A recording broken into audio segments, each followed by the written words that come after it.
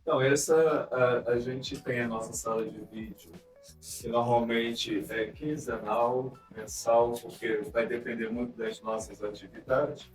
Então, a gente, né, todo mundo é voluntário, então, mediante os afazeres de cada um no seu particular, permite a gente intensificar.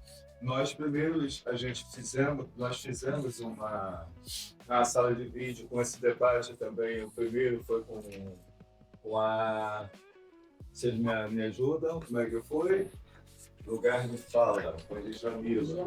Aí, que é justamente fazendo uma aproximação da nossa temática racial com que a gente vai pegando os momentos. Tendo em vista também que todos esses vídeos nós temos na nossa literatura, na nossa biblioteca. Então, foi a Djamila como lugar de fala. Agora nós conseguimos aí participar da parte da Longitude, que é um processo de letramento, não só para as pessoas de fora, mas o processo de letramento é muito mais para a gente do próprio movimento entender as nuances e como o racismo ele vai se modificando no seu dia a dia para nos aprisionarmos e a gente muitas das vezes, como o próprio debate trouxe, várias das vezes nós, enquanto negros, estamos falando contra a nossa própria etnia. Nós mesmos, mulheres negras, estamos votando em gente que nos oprime. Então, tudo isso precisa da gente fazer. Então, a gente aproveita esses momentos. Entendeu? E a Cida Bento vem trazendo isso. Eu queria abrir, né, até porque eu acho muito interessante que ela fala, foi um ponto para mim crucial, que é a questão de herança. O negro tem herança de quê? De nada. E o branco tem uma herança, e essa herança ele não se percebe que é uma herança que oprime. Mesmo que ele não seja culpado pelo racismo estrutural momentâneo, mas ele compactua porque ele tem uma herança que foi opressora e que permite ele hoje estar num lugar de destaque. E como é que a gente vê isso hoje? Como é que a gente faz esse debate com as pessoas brancas hoje? Para que elas percebam isso. Que é uma necessidade, por exemplo, o sistema de cota mesmo, não havia esse ponto aí. Vocês mais jovens, como é que vocês estão vendo isso? Sobre o sistema de cota, quando ela falou nesse vídeo, eu até lembrei que assim que eu entrei na universidade, estava tendo uma conversa com pessoas que tinham entrado bem, que não era nem do grupo da museologia, e estavam falando sobre o sistema de cota. E a pessoa virou para mim e falou: Ah, eu não sou a favor da cota, mas eu entendo, tipo, você que entrou por cota. E eu virei para ela e falei: Eu não entrei por cota. E é incrível como eles veem as pessoas negras e já imagina um cenário para ela, não sabe de onde ela veio, já coloca como se ela estivesse vindo assim, tá, só não conseguiu entrar numa faculdade pública por causa da cota. Não. Existe realidade diferente. É tão normalizado para eles colocar os negros abaixo que quando eles veem em um lugar que é mais ocupado para eles, vamos dizer assim, eles se surpreendem e acham que a gente entrou por uma brecha, que não é uma brecha. É um direito. Partindo desse princípio, né, que a Andréia levantou, ela não entrou por cota, né? Ela foi por concorrência, mas eu entrei por cota. De negros básicos, de escola pública, foi até 1,5 né? E quando questionado, você entrou como, não sei o que, a gente conversa sempre dentro da faculdade. Então a gente pega, e eu peguei e falo com muito orgulho que eu entrei por cota. Que bom que eu entrei por cota, porque se não fosse a cota, talvez eu não conseguiria entrar, porque a disputa entre quem estuda sempre estudou em colégio público, desde o ensino primário, fundamental e médio, para quem estudou no colégio particular, não foi no seu caso, mas outras pessoas, é muito maior, né? E poderia realmente não conseguir. E você entrou por cota porque normalmente as cotas funcionam pelo menos não em Rio.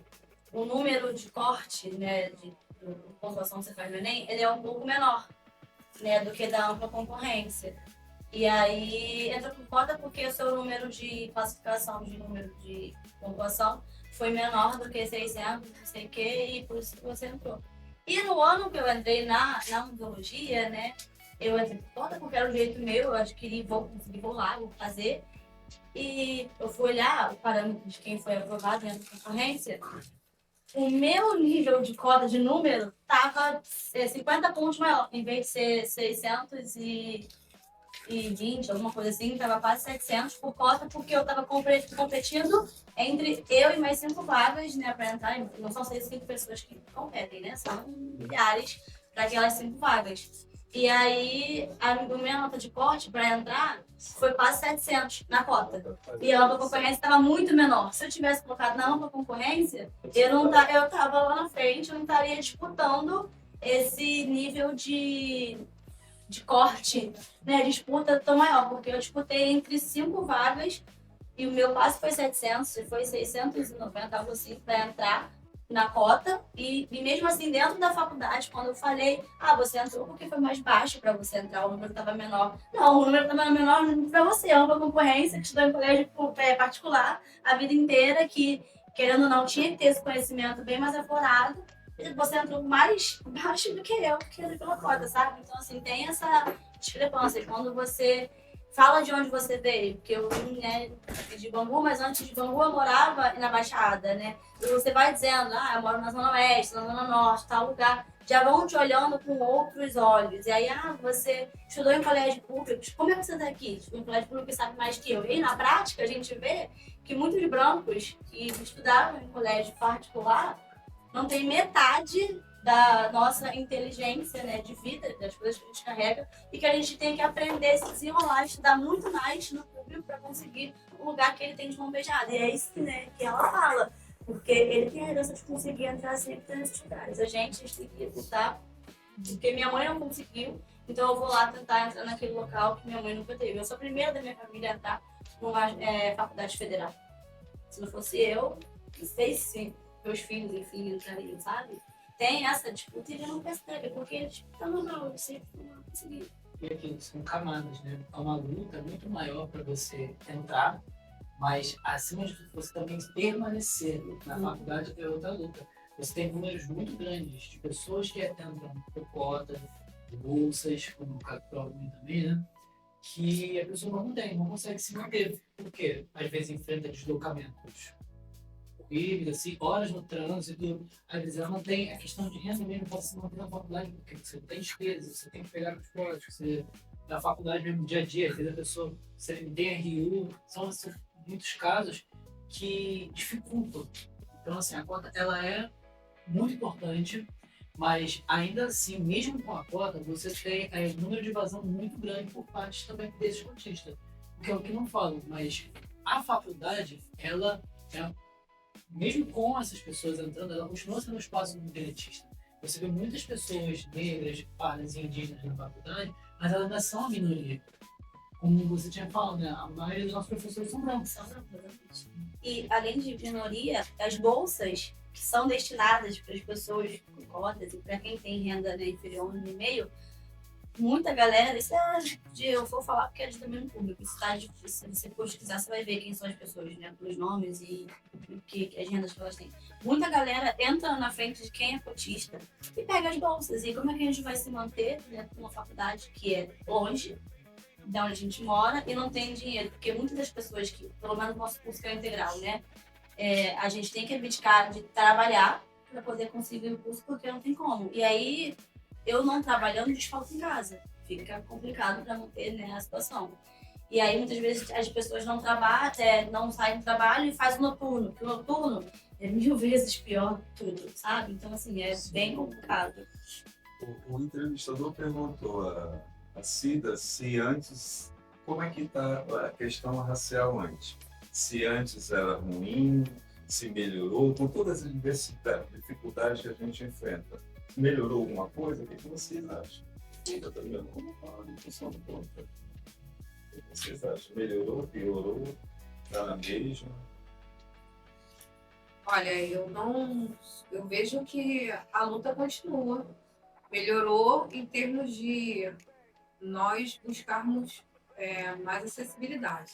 Mas em termos de ações afirmativas, em termos externos, a luta continua A mesma.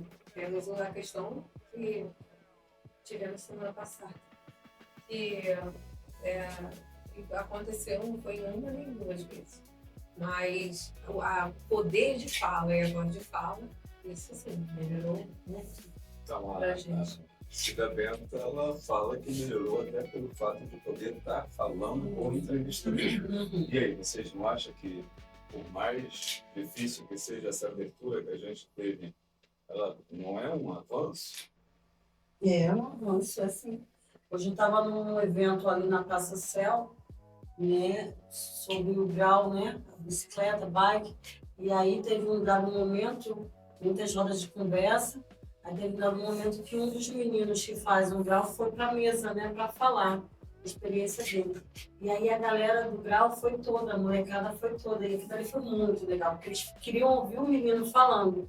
E aí o menino foi falou de situações de racismo que eles viveram, né, de situações de ver o esporte, né, o grau, que agora está em processo de se vincular mesmo com o esporte aqui na nossa cidade, né, marginalizando. E aí ele fala assim, a gente está andando de bicicleta, a gente está fazendo uma brincadeira, um esporte, e a gente poderia estar fazendo qualquer outra coisa, como alguns conhecidos nossos, né? E a gente vê uma oportunidade de um jovem sentar numa roda de conversa no meio de professores, e tinha muita gente branca ali falando, né, que veio do Rio para falar, os meninos pretos ali falando, eu achei que foi muito importante, né, e um avanço muito importante. A gente não via, né, no meu tempo de jovem não se falava, a gente não sentava numa roda de conversa para falar de um assunto, debater uma coisa tão importante. E eu achei muito interessante a fala da Cida, quando ela diz assim, quando uma pessoa comete um ato racista em algum local e ela é retirada daquele local.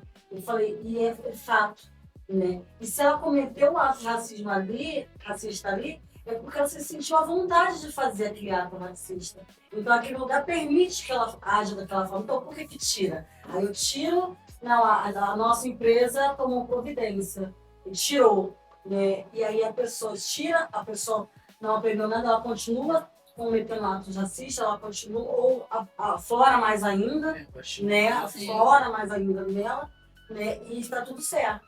Mas por que gerou aquilo dali? Então, por que ela está se sentindo confortável de estar falando? Eu achei essa fala muito interessante, não. Tem uma outra coisa também que a gente não pode desassociar a postura dele com o viés da empresa. Porque aí, se eu sou empregado e ajo dessa forma, é que eu estou sendo orientado a agir dessa forma. Então, um ato racista, ele não está desassociado da política vertical da empresa. A gente não pode desassociar, por isso é que ela pede. Eu acredito que ela alega que não deveria. O que a empresa faz? Não, foi mandada embora. Começaram a livra do problema, mas não. Ela vai contratar um outro funcionário para aquela mesma função, e aquele funcionário vai agir da mesma forma. A mesma função, Nessa questão da herança, quando você inicia perguntando para a gente, e quando ela fala também da herança, né, que nós, negros, herdamos, realmente aquela coisa da conduta de não ter de incomodar, né, ficar ali oprimidinho. E aí hoje, com essas gerações, os nossos filhos, os adolescentes, os jovens como vocês, hoje vocês já ocupam esses lugares. Assim, por mais que venha de uma família que seja humilde, que tenha uma dificuldade, mas a educação dá essa oportunidade, porque a gente costuma falar que no nosso tempo era tudo muito difícil. E aí uma pessoa que era pobre, uma pessoa moradora da Baixada, para sair, para poder ir para uma faculdade, era uma coisa muito impensável, até porque quem estava perto não, de repente, via essa possibilidade de dizer assim, não, ali não é lugar para você. E hoje a gente sabe que é nosso lugar, sim. E espaço como o Punta Quintê propicia justamente isso, porque é o lugar que a gente conversa, é o lugar que a gente reflete, é o lugar também que a gente pensa a questão das políticas públicas, que se fala muito. Então, o Punta Quintê hoje participa de alguns conselhos da cidade para poder estar lutando por isso mesmo, Porque a gente precisa mudar. Quando pensa assim, a coisa melhorou, melhorou. Hoje se fala. Para a criança, hoje é muito importante você ter representatividade. Professores, psicólogos negros, médicos, enfim. Mas, por outro lado, a gente vê assim que ainda é muito complicado um jovem negro estar na rua. Se acontecer um roubo aqui de alguma coisa, automaticamente vão direcionar o olhar para o Jorge, porque é mais retinto. E ainda, quando se está no trânsito, se tem que parar os carros, alguma coisa, automaticamente ainda são os motoristas que são negros. Os brancos vão passar tranquilamente. Então, isso aí, para quem está na universidade, como vocês, como a Cidadã falou, a questão de se falar, de se refletir, de se debater o racismo não é uma questão só para as pessoas que são negras, não, é para toda a sociedade. Então, é um lugar que a gente precisa cada vez mais ocupar, e mesmo que tenham professores que de repente olham para vocês, vocês são da Baixada, não é lugar para vocês, de repente, pensar que o curso que vocês fazem é um curso elitista, não, é um lugar de vocês sim, e é voar cada vez mais embaixo. Até porque também, eu acho que aí já pego, tem um colega nosso, que ele é bancário, ele fala, foi quando eu comecei a ouvir um pouco mais falar sobre essa questão de oportunidade, igualdade de oportunidade, vou ouvir. Então, discutir o racismo hoje também é a gente começar a perceber que igualdade e oportunidade. Porque o racista, a gente, num país igual o nosso, é difícil a gente rotular quem é o racista, porque se a gente for perguntar, ninguém é racista. Mas todo mundo usufrui dessa máquina racista. E quem é que usufrui da forma melhor? Os brancos. Por quê? Está tudo direcionado para o privilégio. Então, quem tem privilégio? É eles.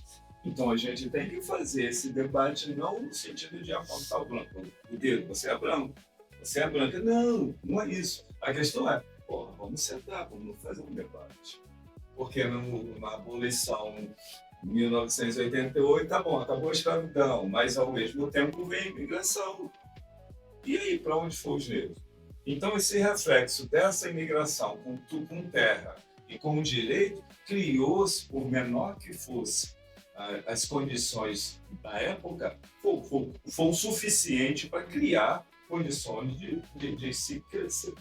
Nos Estados Unidos, principalmente, acabou a abolição, você tinha direito a um espaço de terra, por menor que seja, e um cavalo, uma mula, você tinha. Era o meio de transporte na época, e agora? E o Brasil?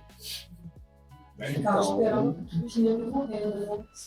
Para se acabar os negros no Brasil. Teve uma fala assim, da Mirko, que me chamou muita atenção quando ela fala que trabalhou dentro da empresa no processo seletivo e começa com 100 pessoas e acabava com 5. E a maioria também eram pessoas brancas. E isso acontece mesmo porque quando se chega dentro do processo seletivo, eu falo assim, vagas tem, mas não temos qualificações. E até aqui, para uma pessoa negra ser qualificada, também se torna difícil. Nós falamos, muitos projetos chegam lá embaixo, como tem o projeto Nós do Morro, outros projetos que qualificam as pessoas lá embaixo, ou negros também. E aqui em cima, não. Então, até chegar naquela estrutura daquela empresa para um negro e aí para competir com outros que estão lá, então cada vez vai reduzindo, fechando o funil, quando vê não tem nenhum negro. Aí fala, a empresa não é racista. Não, só não temos pessoas qualificadas, que realmente os negros qualificados naquele quesito que eles colocam ali. Tanto que agora, ou se desenvolvendo, não sei se já ouviram falar, mas uma forma de currículo até nos recursos humanos é Hard Skill e Soft Skill. O Hard Skill são aquelas habilidades adquiridas através de cursos, isso aí. E a outra é do que você já vem fazendo na vida. Porque, por exemplo, cuidar de pessoas. Então, aquela pessoa já tem aquela educação, já vem ensinando as crianças, ou cuidando de outras, ou, sabe? Então, são educação e habilidades que a pessoa vai adquirindo conforme a sua experiência de vida, do dia a dia, como ela mesmo falou, né? Eu vim da faculdade da escola pública, mas eu tive que montar minhas formas de estudo, ralar, ter para fazer um diferencial para estar ali. Então, isso também, você adquiriu um soft skill, que é onde dá.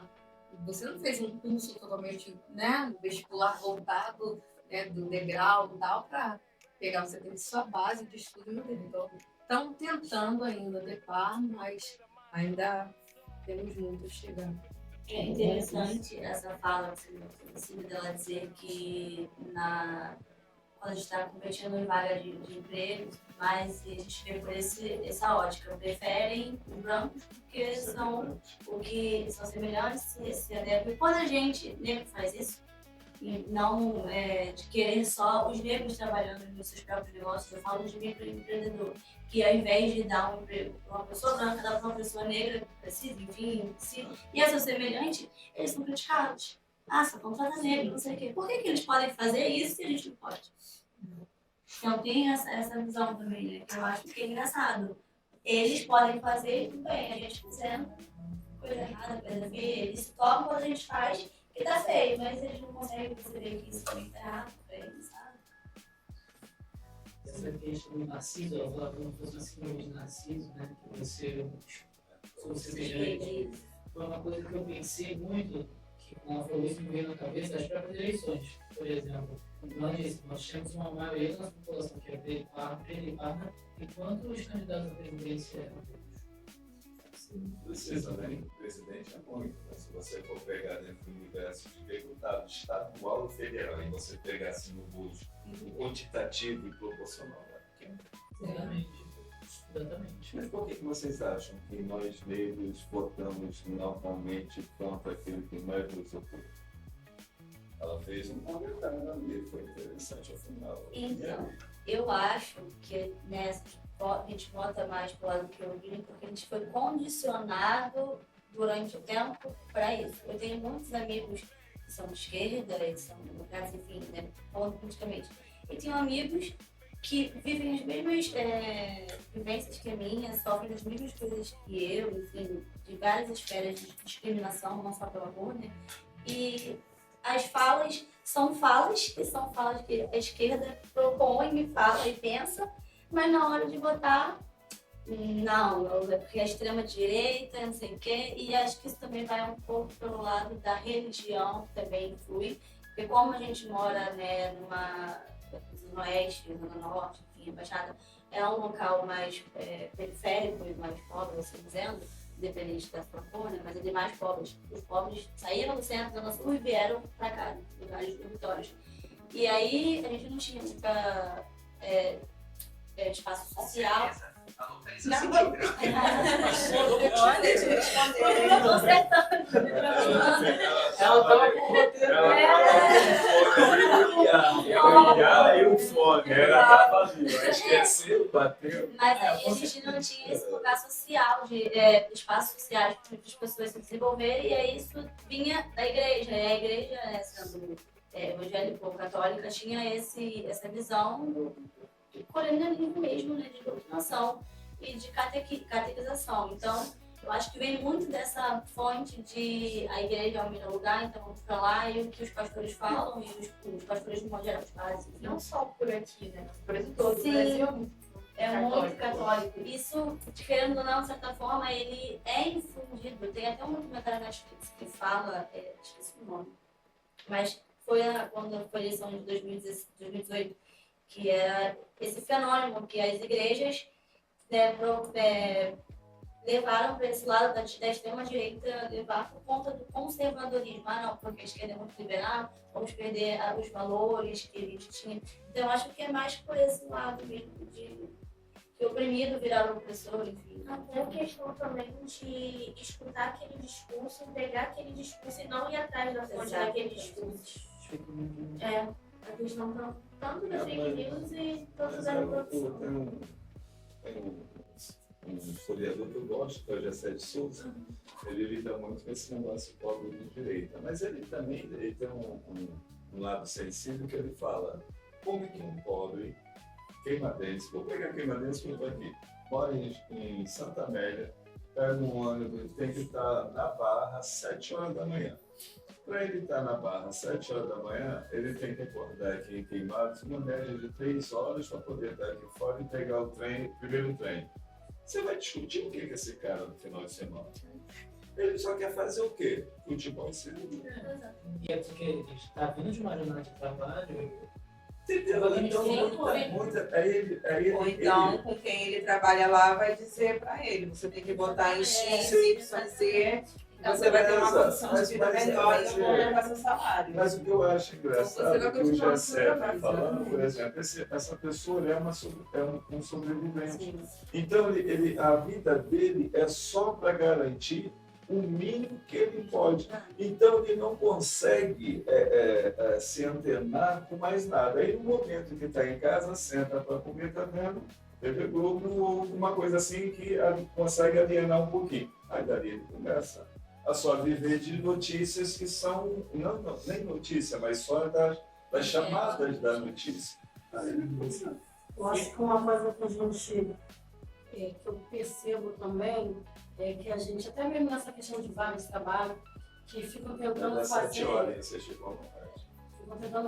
o negro se descaracterizar, né? Então, eu acho que esse perfil também, na política, ela rola muito. Né? A gente vê muita gente branca na televisão. Então, a gente naturaliza muito. Então, quando você vê um negro com cabelo black ou com drag, aquilo dali não traz, né, a credibilidade.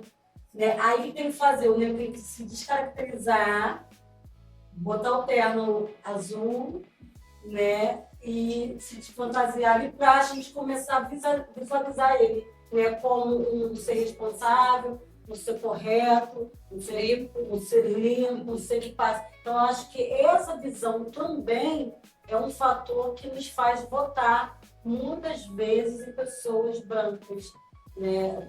A imagem que tem do negro, porque o negro tem que estar com o cabelo cortado, porque senão, marginal, a negra tem que estar assim, né? Então, a negra não pode falar alto, porque se ela falar alto, ela é escandalosa, é uma característica dela.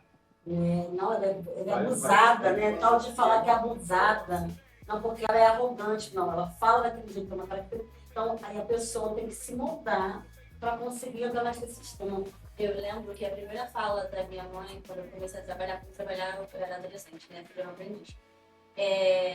Vai com o cabelo direito, preso, não sei o quê, unhas feitas, não sei o quê, não fala com gírias, etc. Não fala alto. Minha mãe não porque ela, né, tadinha, ela nem tinha esse conhecimento, mas repreendia o meu jeito de falar alto, não, enfim, porque era uma coisa que imposta para a sociedade. Você vai perder vaga de emprego. Se você quer uma Exatamente. disputa, né? Você vai perder. E eu já vi, né, pessoas que... Eu trabalhei numa empresa que deixou de contratar uma pessoa porque o cabelo dela era black e era crespo, né? Eu acho que era o face é o último, crespo.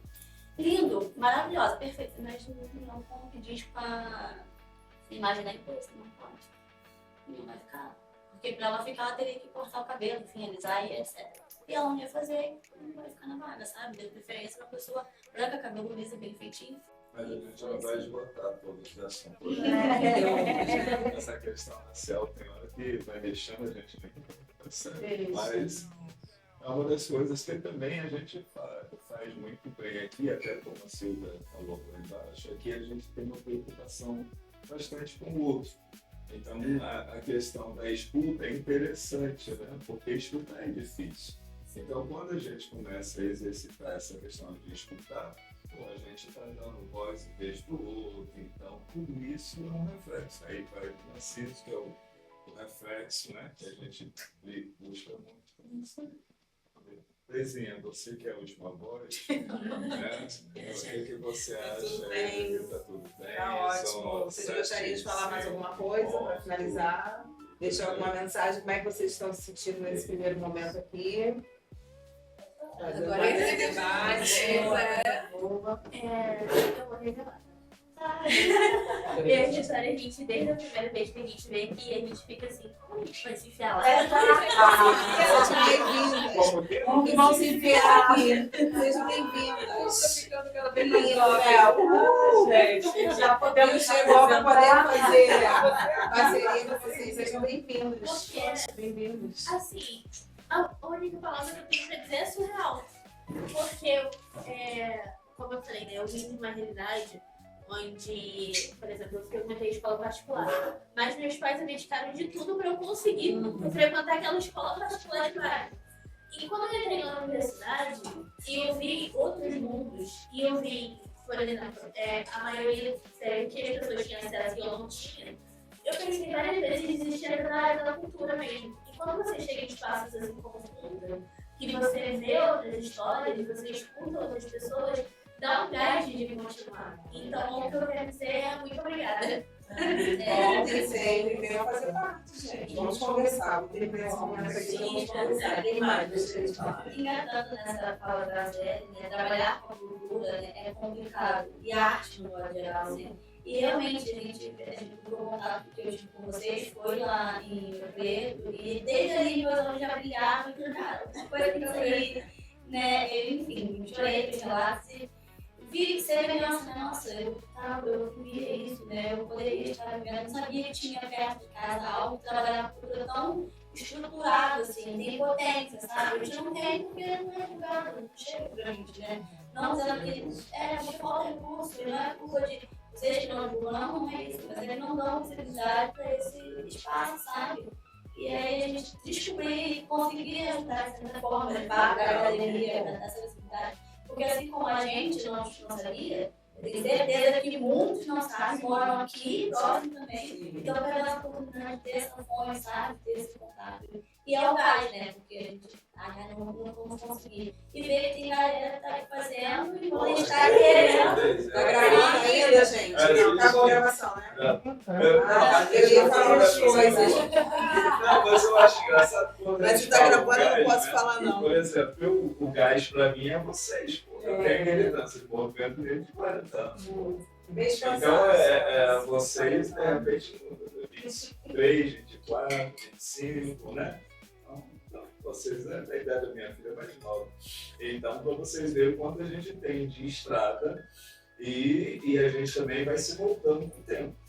O racismo, quando tinha a idade de vocês, era porrada. Né? Era porrada porque a polícia não tinha jeito.